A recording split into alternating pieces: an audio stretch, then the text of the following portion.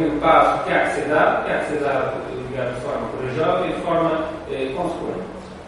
Em relação à publicação, também aqui penso que o órgão tutelar ou gestário poderia, sem grande custo, monitorar melhor que qualquer outra entidade a publicação que se vai efetuando.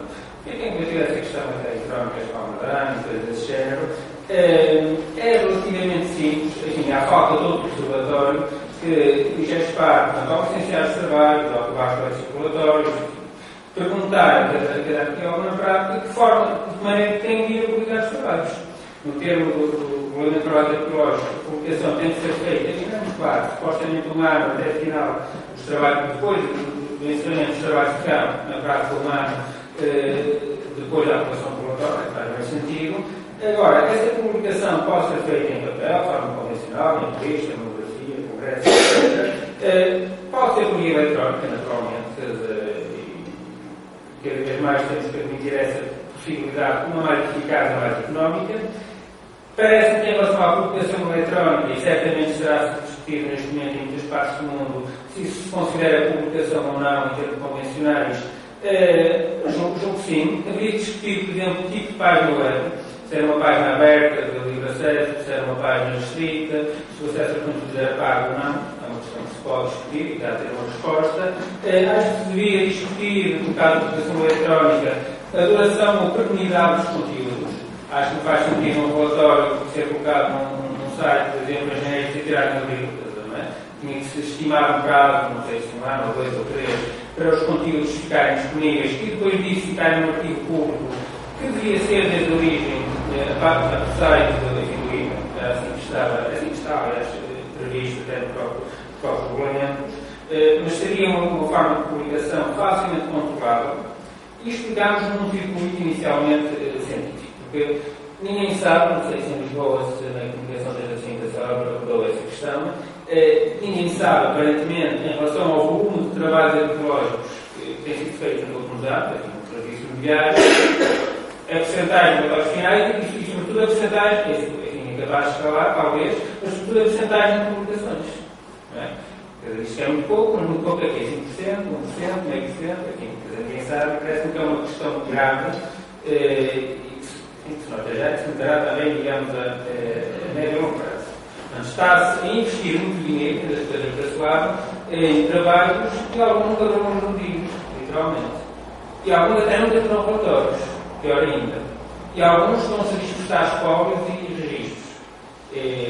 Digo às vezes, e em alguns casos digo conhecimento de causa, que as escavações são outra coisa que seriam para gastar de alguém. Porque de resto não resulta de nada. É resultado. Um saco de carros um dia vai aparecer num solo qualquer, nem sabe o que é, literalmente, e pronto, as às vezes custaram, milhares de euros.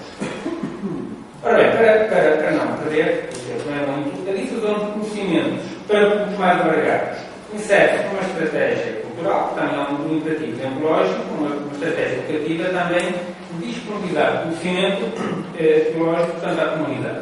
Portanto, promovendo também a valorização e a defesa do próprio património arqueológico. Hoje em dia pode ser feita, como todos sabemos, além da publicação convencional, sobre suportes ricos, inovadores, multimédia, portanto, em sites na net, etc.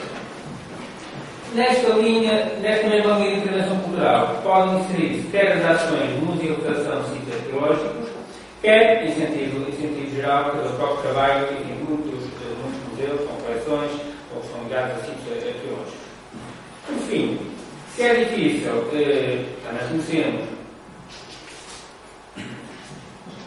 controlar, portanto, e ter elementos de avaliação neste último nível de ações, por exemplo, nesse aspecto do dossiê de Ramadan, estou a lembrar dos sítios arqueológicos visitáveis que têm um contributo inestimável, já o binómio anterior, portanto, o relatório de publicações, é mais facilmente controlado, naturalmente, mas poderia ser visto, do ponto de vista, numa dupla dimensão. Por um lado, obviamente, a dimensão de fiscalizar e reprimir ou impedir o incumprimento sistemático, digamos, das normas. O mais que pode acontecer na atualidade, um arqueólogo, por exemplo, que não faça, passado anos e anos, não faça o registro de relatórios arqueológicos, é não ser dada uma nova autorização. Isto não será pouco. e se é legítimo alguém ter um sítio importante, porventura escavado há 20 anos ou há 15 anos, sem relatório sem nada, e o que é o que acontece é não voltar a escavar, com certeza poderia seguir um bocadinho mais, mas talvez.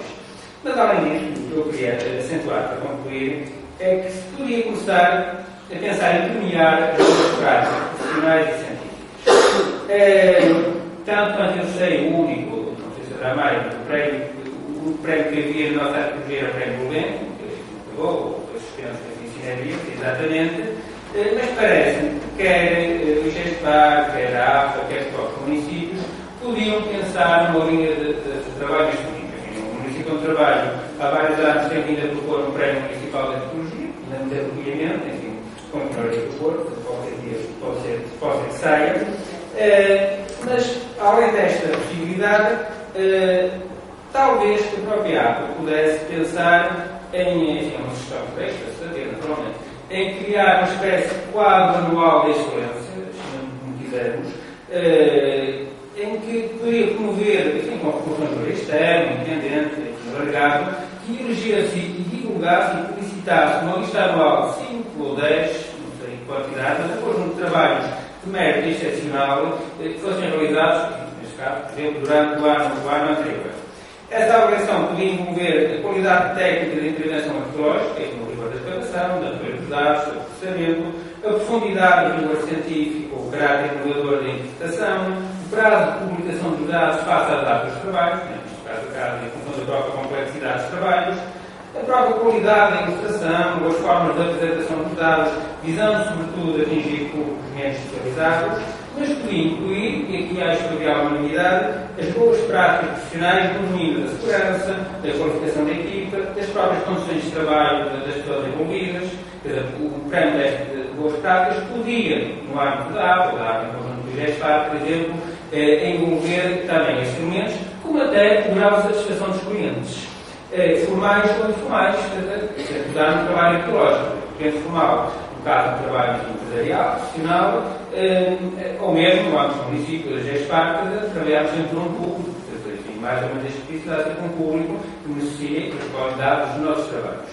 Julgo que a publicitação deste quadro de trabalho de mérito excepcional, mesmo sem qualquer prémio pecuniário, apenas digamos uma razão de prestígio, ou uma cerimónia simbólica que fosse, pudesse, pelo menos, à falta de outra gratificação, com certeza, ter um valor social elevado e destacar a forma de arqueólogo, a forma da empresa, a forma de entidades envolvidas, os aspectos positivos nos trabalhos, salientando também, valorizando também, precisamente, esta mesma responsabilidade social dos arqueólogos perante a comunidade.